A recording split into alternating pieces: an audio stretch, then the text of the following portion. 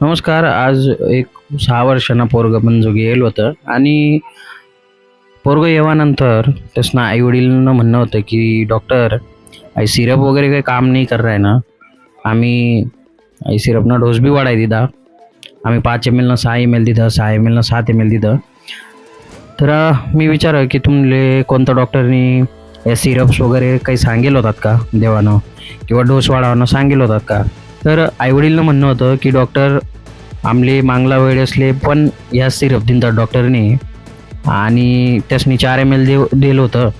त्या मी विचार करा की 5 ml दिलं ते ताप उतरी जाई, बाळांना खोकला थांबी जाई.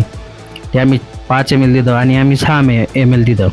पण आता ते बाळना खोकला पण नाही थांबी राहणं आणि ताप पण नाही थांबी राहणं.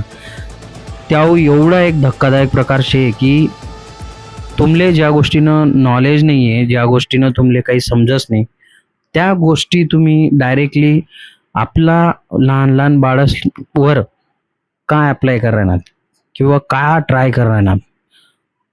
पहिली गोष्ट ते बाळसना किडनी आणि लिव्हर दोन्ही कमकुवत राहतच.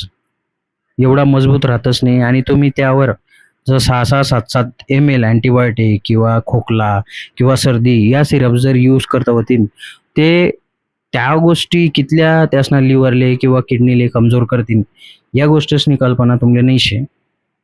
तर प्लीज आई-वडीलसले रिक्वेस्ट आहे, की असं तुम्ही कधीच करू नका. एकदा डॉक्टरना सल्ला नक्की घ्या. कारण केमिकल गोष्टी आहेत, किडनीला कितल्या हानी होई किंवा लिव्हरला कितली हानी होई, ते फक्त एक डॉक्टरलेच माहिती राहस आणि एकदा विचारा मग काय फरक पडी जास. त्यामुळे प्लीज कुठलेही सिरप वगैरे देताना तुम्ही नक्कीच डॉक्टरला विचारी लिहा किंवा विचारीसन बाळसले द्या. ठीक आहे? धन्यवाद.